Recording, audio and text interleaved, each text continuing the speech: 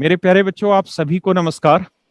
ये जो चेहरा आपके सामने पीछे दिखाई दे रहा है, बस इस चेहरे को, इस चेहरे ने जो तिरंगा लपेटा हुआ है अपने शरीर पे, जो तिरंगा उठाया हुआ है, इसको सिर्फ देखते रहने का मन करता है। क्योंकि जीवन एक ही बार मिलता है, जीवन बार बार नहीं मिलता। और ऐसा कोई व्यक्तित्व, ऐसी कोई पर्सनैलिटी जो बिल्कुल विपरीत तरीके से, यानी जो जमीन की भी गहराइयों में रहती हो और उसने आसमान पे जाके नाम रोशन किया हो, ऐसी शख्सियत का शायद मैं नाकाबिल हूं उनका परिचय आपको देने के लिए। क्योंकि इतनी बड़ी स्टार हैं वो। शायद आज के नजर में मुझे ऐसा लगता है कि भारत में सच मायने में अगर किसी लड़की का या किसी लड़के के लिए कोई स्टार होना चाहिए तो केवल और केवल एक चेहरा होना चाहिए, और वो चेहरा आपके सामने है, साक्षी मलिक का। इतना बड़ा नाम, इतना बड़ा टैलेंट, इतनी विपरीत परिस्थितियों में काम करना।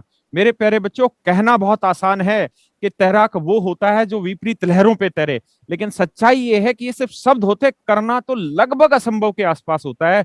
लेकिन कुछ ही ऐसे चेहरे होते हैं मेरे प्यारे बच्चों जो ये काम कर दिखाते हैं। और ऐसा एक चेहरा जो मेरी स्क्रीन पे आपको दिखाई दे रहा होगा, और जो सामने आपको अपनी स्क्रीन पे लाइव दिख रही होंगी साक्षी मैम, इन्होंने एक कारनामा कर दिखाया और इस देश की मिट्टी को इतना रोशन कर दिया, इस देश की मिट्टी का नाम इतना बुलंदियों पे उठा दिया कि ये भारत की पहली ओलंपिक मेडलिस्ट है जिन्होंने रेसलिंग में मेडल प्राप्त किया, भारत की पहली। और ये हम सबका सौभाग्य है, और मेरे हाथ कांप रहे हैं इस चीज को अनाउंस करने में कि हम इतनी बड़ी शख्सियत से बात कर रहे हैं। ये हमारा कितना बड़ा सौभाग्य है कि हम ऐसी शख्सियत से रूबरू हो पा रहे हैं। नहीं तो कितने घंटों का आप टाइम इंतजार करेंगे तब जाके अपॉइंटमेंट मिलता है। लेकिन हमने उनसे रिक्वेस्ट की कि हम ये चाहते हैं कि अपने बच्चों में वो जज्बा उन्हीं के थ्रू लें जिन्होंने एक्चुअल में उस जज्बे को जगाया और देश का नाम रोशन किया। साक्षी मैम, आपका बहुत बहुत स्वागत है इस कैरियर प्लेटफॉर्म थैंक पर। You sir. मैं हाथ जोड़कर आपको नमस्कार करता हूं, और ये पूरा हिंदुस्तान आपको हाथ जोड़ के नतमस्तक रहेगा हमेशा। जो कामयाबी थैंक यू सर। आपने दी थैंक यू। है, आपने एक मेडल नहीं लाके दिया, आपने लाखों लड़कियों के लिए एक सपना तैयार किया है, और आपने उन लाखों लड़कियों के लिए एक एग्जाम्पल तैयार किया है कि तुम आगे बढ़ो। तुम्हारे लिए एक रोल मॉडल सेट है आगे कि साक्षी मलिक ने ये काम किया, उसके बाद लोग ये काम कर सकते हैं। क्योंकि बिल्कुल सर। मैं भी ये बिल्कुल, चीज, हाँ जी, मैं भी ये चीज सोचती हूँ कि मेरी वजह से बहुत सारी लड़कियों की जिंदगी जो है वो बदली है, पेरेंट्स की सोच बदली है अपनी लड़कियों के लिए। तो मुझे इतना खुशी फील होती है कि तूने एक इतना अच्छा काम किया है कि जो लड़कियां कुछ नहीं बोल पाती थी, स्पोर्ट्स में जाना चाहती थी, वो अभी मुझे देख के आगे आएंगी कि उन्होंने मेडल जीता है तो हम भी जीत सकते हैं। और ये बात सच्चाई है सर। अगर मैं एक छोटे से गांव से होकर के मेडल जीत सकती हूँ इतने ऊंचे लेवल पे जाके, तो हर कोई जीत सकता है। अगर उसके लिए कड़ी मेहनत और तपस्या करोगे तो हर कोई उस मुकाम पर पहुंच सकता है। और मैम ये आपने दिखा दिया कि सिर्फ कड़ी मेहनत नहीं, इस मेहनत का जो अंतिम लेवल है वहां तक आपने मेहनत की होगी। क्योंकि सिर्फ कड़ी मेहनत के शब्द कह देना, शायद हम आपका अपमान करेंगे अगर कड़ी मेहनत करेंगे, क्योंकि आपने मेहनत के एक्सट्रीम लेवल को टच किया है। और मैं भी उसी प्रदेश जी हरियाणा से आता हूँ, साक्षी मलिक मैम उसी प्रदेश से आती हैं। हम दोनों बहुत अच्छे तरीके से जी, जानते हैं कि उस प्रदेश में परिस्थितियां कैसी थी। और यही वो बहुत, हीरो बिल्कुल हैं सर। जिन्होंने लोगों की सोच को बदला, आज के समय में बेटियों को बेटों के बराबर लाया। बल्कि यही वो व्यक्तित्व है जिनकी वजह से आज लोग बेटियों को बेटों से भी ऊपर मानते हैं। और यही जी वो सर। व्यक्तित्व है जिसकी वजह से मैं अपनी बेटियों की इज्जत अपने बेटों से ज्यादा करता हूं, क्योंकि इन्होंने वो काम कर दिखाया जो इस हिंदुस्तान में आज से पहले किसी भी वुमेन रेसलर ने नहीं किया। ये सबसे फर्स्ट वुमेन रेसलर हैं इंडिया की जिन्होंने ओलंपिक में मेडल लिया। और मैम, हमें माफ करना अगर हमसे कहीं शब्दों में कोई गलती हो जाए, क्योंकि आप जैसी नहीं बड़ी सर, नहीं, शख्सियत का मेरे के लिए साथ बहुत सौभाग्य की बात है सर। और हमने आज इतना तक अच्छा इतनी लग बड़ी रहा है कि आप शख्सियत का कभी इंटरव्यू नहीं लिया या वेबिनार इस तरह से नहीं किया, तो कहीं गलती हो तो हमें क्षमा करिएगा। और मैम, नहीं नहीं सर, आपकी बातें सुन के मुझे और ज्यादा प्रोत्साहन मिल रहा है कि हाँ, मैंने कितने सारे लोगों के बीच में और कितने सारे लोगों को मोटिवेट किया है, लड़कियों को मोटिवेट किया है। तो मेरे लिए बहुत बड़ी बात है सर। नहीं, आपने जो किया है शायद उसका आपको एहसास ना हो, लेकिन आपके पेरेंट्स को एहसास होगा। कहते हैं कि जी सर। जीवन में किसी औलाद के पास माँ का जो एहसान होता है, जो माँ का कर्ज होता है, वो चुकाने का मौका करोड़ों में से किसी एक बच्चे को मिलता है। वरना कोई जी कितना भी कर ले, अपनी माँ का जो उनका बलिदान है, उसका जो त्याग है उसको चुकता कभी नहीं कर सकता। कोई करोड़ों में एक औलाद ऐसी होती है, हरियाणा में कहावत है, जो ये चुकता करती है, और आपने वो चुकता कर दिया। और मेरे प्यारे बच्चों, जो आप सभी सुन रहे हैं, आप अपने माँ बाप का एहसान जीवन में नहीं उतार सकते, लेकिन आप उनका सीना गर्व से फुला सकते हैं। आप अपनी बिल्कुल कामयाबी के सर। थ्रू एहसान को कम कर सकते हैं, उनको खुशी दे सकते जी हैं। और एक ऐसी शख्सियत जो करोड़ों में एक है जिसने ये काम किया है। और मेरे प्यारे बच्चों, आप सभी को आज हाथ जोड़ के भगवान से दुआ करनी है, भगवान से ये मनोकामना करनी है कि ऐसी शख्सियतें हमेशा हमारे सामने रहें, ऐसी शख्सियतें हमेशा आप लोगों को मोटिवेट करती रहें, हमें मोटिवेट करती रहे, और हमेशा ये सुखी और स्वस्थ रहें। क्योंकि इन्होंने केवल एक मेडल नहीं जीता, इन्होंने बहुत सारी लड़कियों का दिल जीत दिया उस रास्ते पे जाने का। एक्चुअल में हर कोई जानता है कि ओलंपिक में मेडल लाना बहुत मुश्किल है, और इंडिया में तो आप बहुत अच्छे से जानते हैं, और खासकर वुमेन वाले वुमेन क्या किसी भी सेगमेंट में आज के टाइम में लेके आना बहुत बड़ा स्ट्रगल है। इन्होंने वो लाके दिखा दिया इंडिया में कि लाया जा सकता है। अभी तक तो सिर्फ बातें थी, जी। इन्होंने लाके दिखा दिया कि लाया जा सकता है। अब हमारे को पता चल गया कि हाँ, हमारे ही एक रोल मॉडल लेके आई है, तो अब हमें भी ये काम करना है। तो मैम, हम टीचर हैं और हम थोड़े से अपने बच्चों के प्रति हमेशा लालची रहते हैं कि हम अपने बच्चों को वो कैसे चीजें प्रोवाइड कर दें कि वो जब एग्जाम में जाते हैं या जब तैयारी कर रहे होते हैं, तो उस समय जो उनको दिक्कतें महसूस होती हैं, उन दिक्कतों का एक्चुअल समाधान क्या हो। तो ये जो वेबिनार रखवाया, उसके पीछे मेरा रिक्वेस्ट आपसे जो हुई थी, उसमें उद्देश्य यही था कि हम अपने बच्चों को एक्चुअल हीरो से मिला सकें।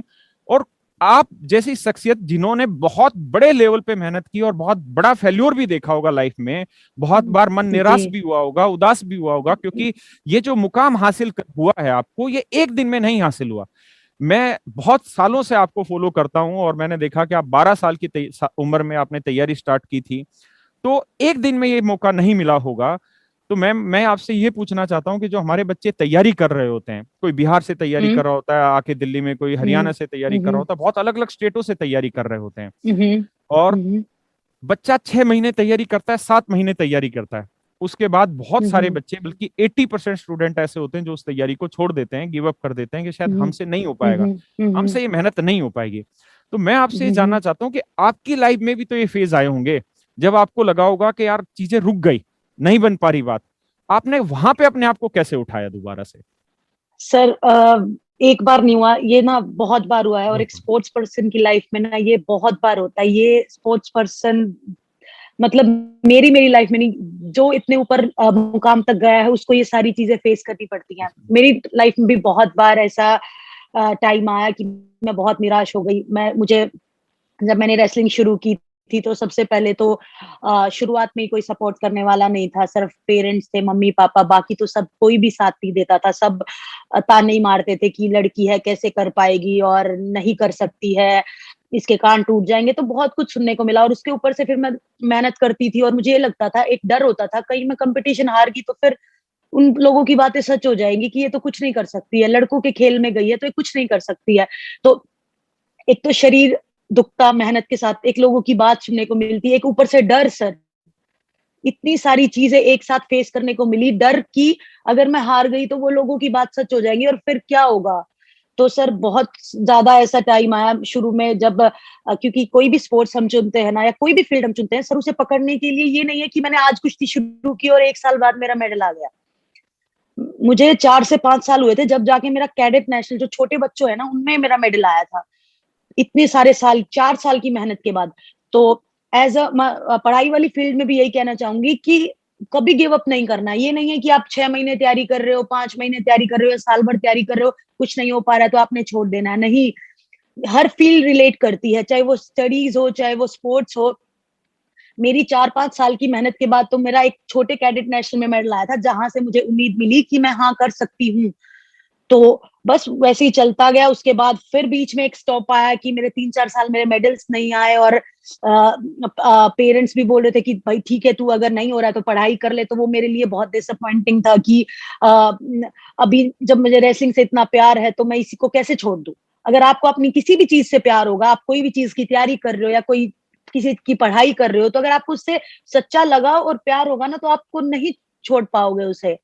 इजिली गिव अप वही करता है जो उससे प्यार ही नहीं करता है, जो वो चीज पूरा सच्चे मन से नहीं करना चाहता है। इतना इजिली मेडल नहीं मिला क्योंकि मैंने नहीं छोड़ा। 5 साल 7 साल, उसके 10 साल के बाद मेरा गेम्स में मेडल आया। कॉमनवेल्थ गेम्स में मेरा मेडल आया पूरे 10 साल के बाद। 2004 में मैंने रेसलिंग शुरू की थी, 14 में जाके मेरा गेम्स मेडल आया, 10 साल की मेहनत के बाद। जिसमें क्या है, हमारा शरीर थकता है, हम मेंटली टॉर्चर होते हैं, पढ़ाई भी साथ-साथ करनी पड़ती है, स्कूलिंग भी थी, वो भी साथ-साथ हमें करना पड़ता था। तो बहुत सारे स्ट्रगल के बाद 10 साल के बाद सिर्फ कॉमनवेल्थ गेम्स में मेरा मेडल आया, लेकिन मेरा सपना था ओलंपिक्स, तो फिर भी मैंने नहीं छोड़ा। उसके बाद क्या हुआ, मेरा नी ऑपरेट हो गया, मेरे नी की सर्जरी हो गई और फिर मेरा जो सपना है वो बीच में डगमगाने लगा कि कहीं मैं मेरी रेसलिंग करियर यहीं तक तो नहीं था, क्योंकि अभी तो मेरा सपना ओलंपिक्स, और बीच में मेरा नी खराब हो गया। डॉक्टर ने मेरे नी की सर्जरी बोल दी थी कि अभी आपको सर्जरी करानी पड़ेगी, और सर्जरी के बाद ये था कि क्या पता कमबैक वैसा होगा या नहीं होगा। बिल्कुल। तो जब भी मैंने हार नहीं मानी बिल्कुल भी, और मैं उसी लगन, उसी मेहनत और नेवर गिव अप वाले एटीट्यूड से मैं आगे बढ़ती रही, और जो भी कठिनाई आती गई, नी मेरा 2 महीने में रिकवर हुआ, और उसका आप समझ सकते हो कि उस पेन से निकलना और दोबारा से फिर फिटनेस लेवल मेंटेन करना और फिर दोबारा से रेसलिंग मैट पे उतरना। तो ये एक बहुत बड़ा टफ टाइम मेरी लाइफ के बीच में आया था। तो मैं आप लोगों को यही कहना चाहूंगी कि कभी नेवर गिव अप वाला एटीट्यूड, नेवर गिव अप वाला एटीट्यूड अपने अंदर रखो कि हमें कभी गिव अप नहीं करना है। अगर आपसे कोई भी टेस्ट क्लियर नहीं होता है तो गो ऑन, करते रहो, साल 2 साल।